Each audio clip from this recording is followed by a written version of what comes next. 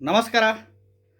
1989ನೇ ಇಸ್ವಿಯಿಂದ 1999ನೇ ಇಸ್ವಿ ಒಳಗಡೆ ಯಾರು ಹುಟ್ಟಿರ್ತೀರ?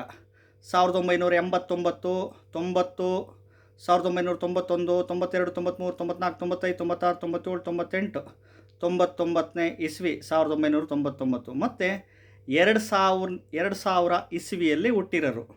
ಮತ್ತು 1984ನೇ ಇಸ್ವಿ, 1985ನೇ ಇಸ್ವಿ, 1987ನೇ ಇಸ್ವಿಯಲ್ಲಿ ಹುಟ್ಟಿದವರಿಗೆ ನನ್ನ ಒಂದು ಸಾಕಷ್ಟು ಜಾತಕಗಳು ನೋಡಿರೋ ಒಂದು ಎಕ್ಸ್ಪೀರಿಯನ್ಸ್ ಮೇಲೆ ಹೇಳ್ತಿದ್ದೀನಿ.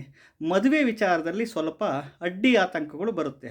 ಇನ್ನೇನು ಎಂಗೇಜ್ಮೆಂಟ್ ಲೆವೆಲ್ವರೆಗೂ ಬರುತ್ತೆ, ಮಾತುಕತೆ ಲೆವೆಲ್ಲಿಗೆ ಬರುತ್ತೆ, ಮದುವೆಗಳು ಕ್ಯಾನ್ಸಲೇಷನ್ಸ್ ಆಗುತ್ತೆ. ಇಷ್ಟಪಟ್ಬಿಟ್ಟಿರ್ತೀರ, ದೂರ ಆಗ ಅಂಥ ಚಾನ್ಸಸ್ಗಳು ಭಾಳ ಇರುತ್ತೆ.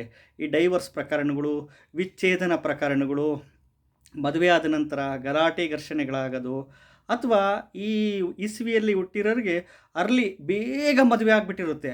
ಇಲ್ಲ ಅಂತಂದರೆ ಮದುವೆ ವಿಚಾರಕ್ಕೆ ವರ ಮತ್ತು ವಧುನ ಹುಡುಕ್ಲಿಕ್ಕೆ ಒದ್ದಾಡ್ತಿರ್ತೀರ. ಸೆಟ್ ಆಗುತ್ತೆ ಅಂತ ಪೂಜೆ ಅದು ಇದು ಇನ್ನೊಂದು ಮತ್ತೊಂದು ಎಲ್ಲ ಮಾಡ್ತಿರ್ತೀರ.